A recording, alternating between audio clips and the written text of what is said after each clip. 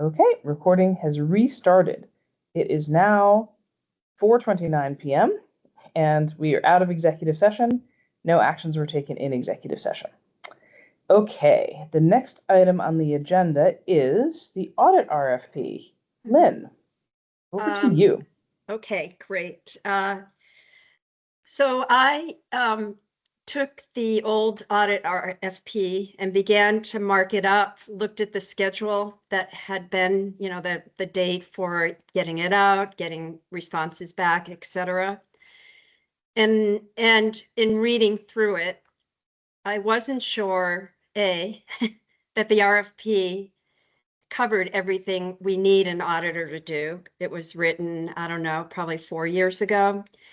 And B, the second thing is the time schedule for getting the RFP out and responses back, et cetera. That's very, very tight. And I'm concerned that we may not get more than one response in terms of somebody responding to the RFP because they've already made their audit schedule for 2026. We also have a deadline of May. I don't know if it's the end of May, but we need the audit completed by May. And so I'm just concerned that if we try to find a new auditor that, and we go through the RFP process, that we may only get a response from our current auditor, which isn't good or bad, but it would be nice to have more than one response. And that it may be because it's not about them not being interested, it's just that they couldn't meet our deadline because that's something we're putting in the RFP. So I made a suggestion. I shared my concerns with the Finance Committee and made the suggestion that we get the RFP out in late January, early February for the following year, that we stay with the current auditor one more year. And, we would invite that auditor to respond to the RFP. So anyway, just wanted to run that by all of you and to find out whether you were comfortable with delaying the RFP for audit 2025. Are you comfortable with that, Lynn? Yeah, very comfortable. And you, Ellie? I'm comfortable with it for the reasons that Lynn said, and also this year we're going to have much lighter asset capitalization than the prior years. So this is going to be an easier audit. And then also, hopefully, next year is going to be the first year when we start the BEAD program. And so it would make sense to, as we're looking at all of our own controls and procedures and monitoring and whatnot and governance around finances, I think it would make sense to do all that, tighten it up next year, and then get a new auditor in when we have a more tightened ship. So I think it's actually just logical that we take another year and do this. So I fully support Lynn's recommendation. So you need a motion? No, we don't. I don't think we need a motion because the status quo is to stick with the current auditor. Right. So this is more just asking the executive committee, do you bless our recommendation not to issue an audit RFP for the 2025 audit? I don't usually issue blessings, but I will. All right. Good. Great. Thank you. Okay. Moving on. The next topics now are into updates is network management agreement. Okay. So Steve and I met with Eileen from WCBT on Friday.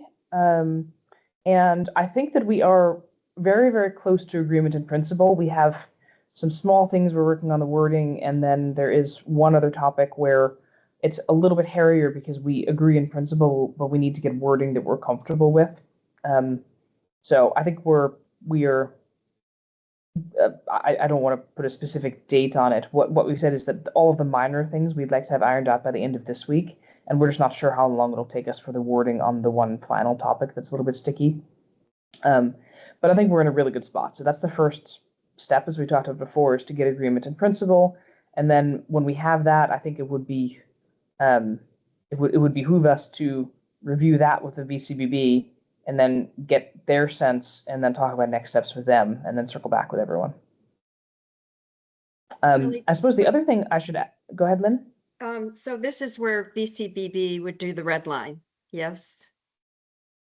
Right? That is the presumptive next step. Although again, I Mhm. want to meet with them and say, listen, here's basically what we have is we have a document that's going to say, all right, here's the following changes. And so it is it may be difficult for future audiences to read a document that says here's the original, another document that says here's all the changes. But just um, our grant requirements gives the VCB the contractual right to review our grant agreements, sorry, to review our contractual agreements to make sure that they comply with a whole whack of things. And so I think the very first thing is to take what we want to do conceptually and run it past them. Mhm. And I think also for transparency, it would probably, because ultimately I don't have the authority to go execute a revision of this out by myself without explicit permission. I'm not actually sure because I haven't looked at the bylaws if this is the sort of thing that requires the governing board to approve. I don't know. We should look at that. But conceptually, at least, the executive committee should be having a look at what the changes are and sanity checking them. So what I want to do is to get agreement in principle and then have a conversation with you guys to make sure that you're on board with all these changes and why the changes. And then we take it to the VCBB, see if we've forgotten anything, see if if they say no, you've actually gotten this wrong, you can't do this for some grant or contractual or legal reason that we're not aware of, right? And then we figure out what the next steps are to, because Eileen is creating something that could itself be an executable legal document, but obviously we're not going to do that until we're happy that the contents of it we're happy with, right? Not just me and Steve, but all of you guys. And then also the VCBB isn't going to throw up any flags. And then it would probably make sense to have a legal review just of the concepts, conceptually, here's the things we want to do for the same reason. And then we figure out what the final form is, if it's that or if we turn it into a red line and have a full-on revision of the document to make it easier for future readers. So there's a whole bunch of steps that need to happen here. But the very first thing is to get agreement in principle and then review, I think, with this group. And we need to think a little bit about what format that looks like. But I think, yeah, because it's to read the original agreements and to read and to read the revision would be some hours of work, and that's not necessarily what you guys, not everyone likes reading legalese, and we don't want to be. So I think I can have a think a little bit about what would be the most efficient way to do that to make sure that you guys, but basically it would probably be a walkthrough in executive session of here's all of the changes and here's the why behind the changes. And then if you had any concerns about any of them, then you could look to the original, but just something that would be more efficient for you than having to read 50 pages of legalese. So Ellie, are you doing a document with track changes so we can see what's striked out or what's added, and then maybe comments on the side as to why they're entered in the context of the document? That is what we are not doing because that is more work.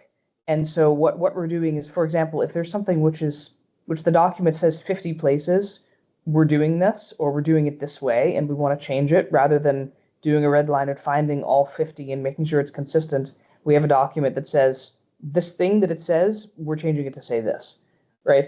So it's a couple page document rather than a red line of 50 pages or however long it is. And so again, like conceptually, we need to make sure that we're agreed as to what the changes are.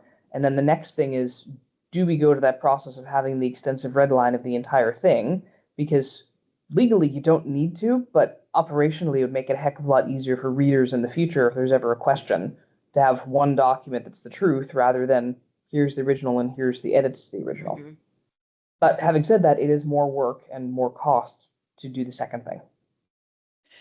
It must be true, isn't it, that NEKCV is also working on a network management agreement with WCVT?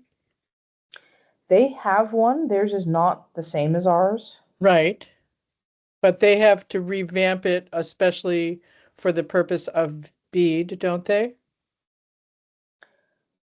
The changes we're making are not specific to BEAD. We have executed you said that last for time. The BEAD grant. Yeah, they're really more. I mean, if the question you're asking is NEKCV also looking to renegotiate the network management agreement, I think the answer is not that I'm aware of, I haven't asked Krista with everything that's going on. Right. And depending on the timing, it may not be a bad idea to have that conversation. Yeah. Of course, But Krista I is a don't know. lawyer. I mean, Krista is a lawyer, right?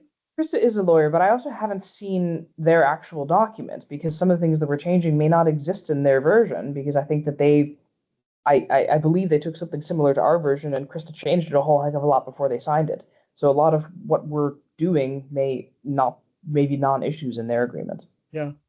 Okay. So, okay. Anything else on this? I want to make sure that we cover lightning round the rest of the topics. Okay. Finance committee. Okay, so the finance committee met, and part of what we talked about, we discussed in an executive session. We talked about the audit RFP. Did we talk about anything else, Lynn? I can't recall. I don't think we did. About that. We talked about the model. Yeah. Yeah, I think we reviewed the Q3 financials and we agreed as a standing item we would do a review of the dashboard, the then current dashboard, in the finance committee as a standing item, and our next meeting is early December. And will the finance committee have reviewed the budget that you're showing tomorrow night? The finance committee reviewed that prior to you guys reviewing that prior to the October governing board meeting. Okay. And it hasn't been revised since. Since then. So Okay. it hasn't been revised since. So we have the public hearing on that tomorrow and we may get some comments. I haven't heard anything from the towns, but this has been the third year I've done this. I haven't heard anything from the towns any of those years. So we'll see if any commentary comes out of tomorrow. If not, there's been other work that I've been doing to refine the financial model to better incorporate the long drop program and maybe there will be some, I mean, again, I keep saying it, but I don't know. Well, we'll get to the BEAD update in a little bit, but there may be some updates to the budget based on updated financial projections, based on more clarity around BEAD. So I'm going to take up until the week before the December governing board meeting. So there may be another version in between, but This is how these things usually work, is we do a lot of work to get the draft out in October, and then we take feedback in November, and then towards the end of November, early December, we refine everything with the totality of the input that we have, and that goes before the governing board in December to pass the budget. And then, as we've said before, BEAD being so uncertain, we will almost certainly want to have a formal budget revision in the new year once we know what's going on with BEAD. Yeah. Because I just don't think that's going to be finalized in time for the December governing board meeting. That seems So tomorrow impossible. night we start at 5? Is it 5? Yep, we start at 5 tomorrow. The public hearing is at 5. If no one wants to be in a public hearing, can we start the regular meeting right after that? Or how does that all work? I mean, if we're done with the public hearing part before an hour is up. It's a half hour. It's a half hour. Okay. I think you just move on to other business. We And can. if somebody wants to come in and speak and still use the public hearing because they came late, then we give them the opportunity to do Okay. it. But Okay, we don't great. need to sit around and twiddle our thumbs for. Okay, good. Exactly. You keep the hearing open. You don't adjourn it, but you move on with your regular meeting. Okay, and Steve's going to be chairing the meeting, right? So I don't know if he understands that, but We'll make him understand. okay. that. You're on that. All right. good. Yep, I'll be there. Okay. Okay. Great. Okay, so the next thing is BEAD. The update on BEAD is there is no update on BEAD. There's, you guys can read the national press as well as I can. There's commentary and armchair quarterbacking on BEAD, but we have not heard anything. We've not heard anything from VCBB.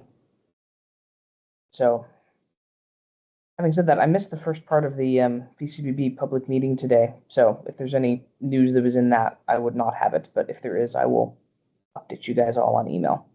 Okay. Okay. Affordable long drop. So this one, last month at the VCBB meeting, we were awarded the amount of our ask, and we are awaiting our grant agreement, our draft grant agreement. I received, the week before last, I received an email from one of the staff members at VCBB asking me some questions, and I replied to that last week. and I haven't heard anything. And I followed up again late last week, and I still haven't heard anything. And I'm going to continue asking. And other CUDs are in the same boat. I think if anything, they're worse off than we are, because I know of at least 2 of them that would really like to start building drops this calendar year before the ground freezes, which is not our intent. So that is the update on that. Okay, in happier news, 2025 construction updates.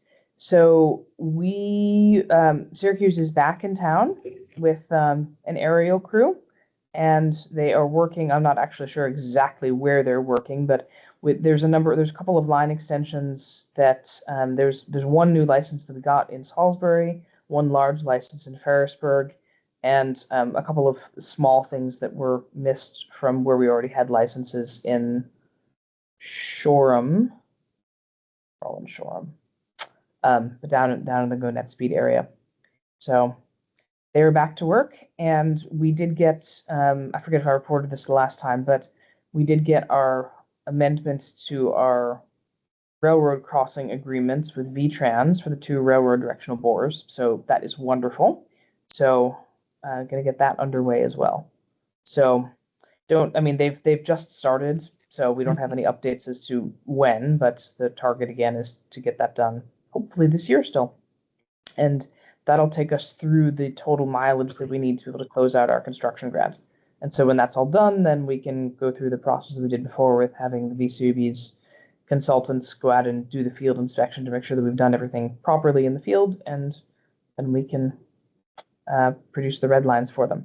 Oh, so the other thing I guess I could say is, this isn't really related to construction updates, but so our phase, our second part of our grant agreement. So the first part was for, I don't have the mileage off the top of my head, but the phase 1 down in the GoNet Speed towns in Cornwall, Shoreham, Orwell, and Whiting, and then the phase 2 was some portions of those towns. So some of Orwell, a lot more of Orwell, some more of Whiting, and a lot of the areas up and around Virgins. And so that is, we're trying to, again, we're trying to get the last 10 miles or so of that done, because we're already over the passings that our grant agreement requires. And one of the things that we need to get to the milestone payment and grant closeout is production of the red line. So giving not the red lines, the as-built. So giving the VCBB the electronic record showing what exactly we've built. So Todd Garthafner and his team at WCBT, they have taken the designs from Vantage Point, they've taken the red lines from Syracuse, and for all of phase 2 that was built already, that isn't the line extensions we're doing this year, so everything that went live last year, as well as January of this year with Transport Route, they have all that already, and they sent it to me, and then I sent them back a little bit of feedback, and they're revising it. But the reason I'm telling you all this is that one of the reasons it took us so long to get the last milestone payment for our phase 1 is that there was a holdup in that process. And so this is now working much more smoothly. So Thank you. So that's that. So I'm not expecting, sorry, go ahead, Adam. I was just going to ask you, would you like us, would it be beneficial for us to create a GIS layer of those lines for you? No, that is, thank you for offering, but that is what Todd and his team have done, because it's not just a question of the lines, it's a whole bunch of other stuff with like 50 different data elements and data schema. And this is why it took so long, is that it took a very long time for the VCB to finalize the schema and answer all of WCBT's questions. And then they had to supplement the exports from Vantage Point and map it into their system. It was a whole production, but WCBT owns our as-builts, and that makes sense for them.